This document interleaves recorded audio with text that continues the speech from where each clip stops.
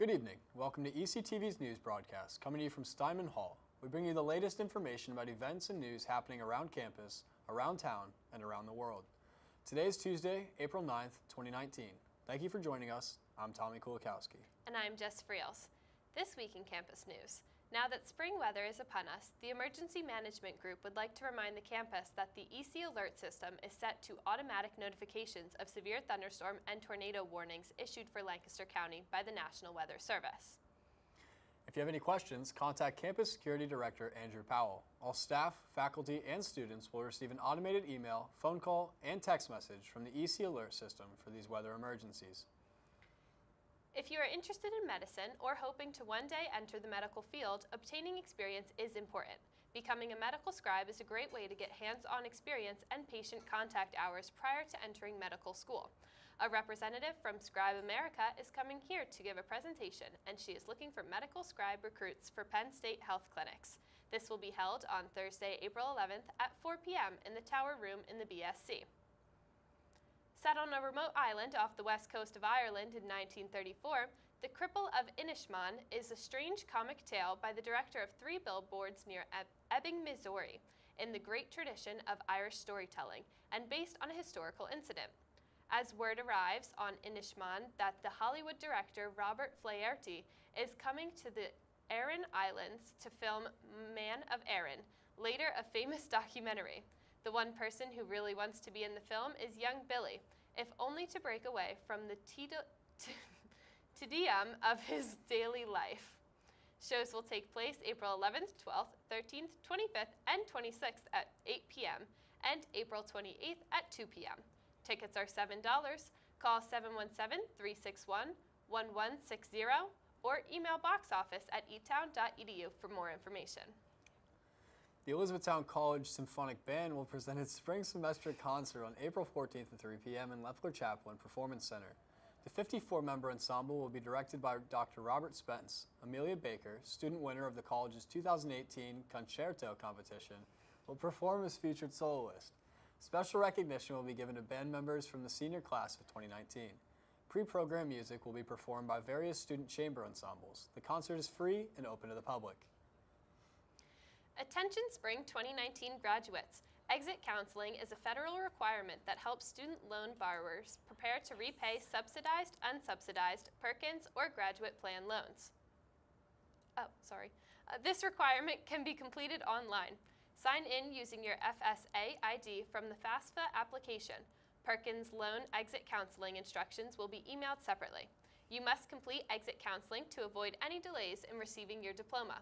The Financial Aid Department will be hosting 2 exit counseling workshops on Monday, April 15th from 11:30 a.m. to 3:30 p.m. and on Wednesday, April 17th from 3:30 p.m. to 6:30 p.m. No appointment is required. Exit counseling takes about 20 to 30 minutes to complete.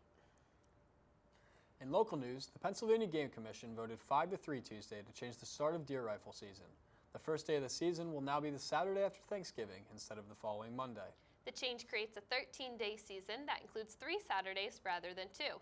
Supporters of the new schedule said it provides more hunting time for hunters who can't take off work during the week. Opponents said the change would interfere with hunting camp traditions and complicate travel during the Thanksgiving weekend.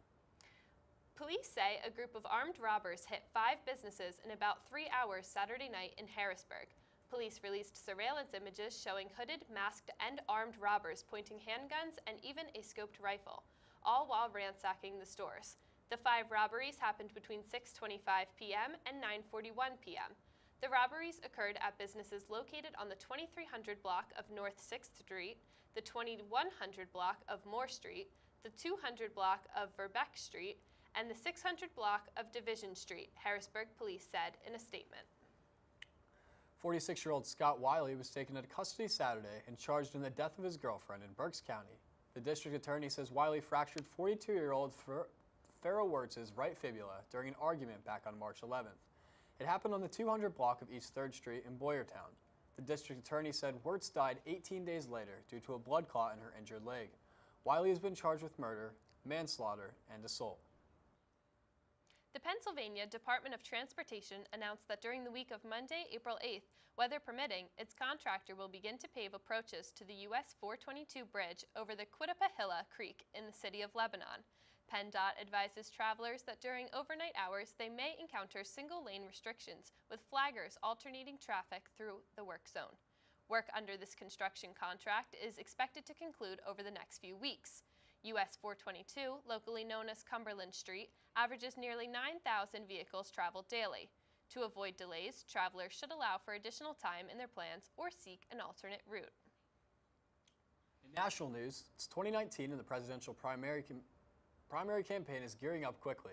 Over a dozen Democrats have either declared candidacies for president or have begun de facto campaigns with the establishment of presidential exploratory committees, which has no legal distinction from a campaign committee under federal election law. Others have said they are considering running and have been holding campaign-style events throughout the country, including in early voting states such as New Hampshire and Iowa. Meanwhile, President Donald Trump is the only Republican to have said that he intends to run in 2020, although some others, most prominently former Massachusetts Governor William Weld and possibly former Ohio Governor John Kasich, have said they are thinking about challenging him for the GOP nomination. Kasich has also not ruled out a run as an independent, third-party candidate, and former Starbucks CEO Howard Schultz has indicated he's considering running as an independent. Maryland is poised to become the first state to cap certain prescription drug costs. A bill that would set up a 5-person drug affordability board heads to Governor Larry Hogan's desk. The state board would spend a year reviewing management of medication costs in other states.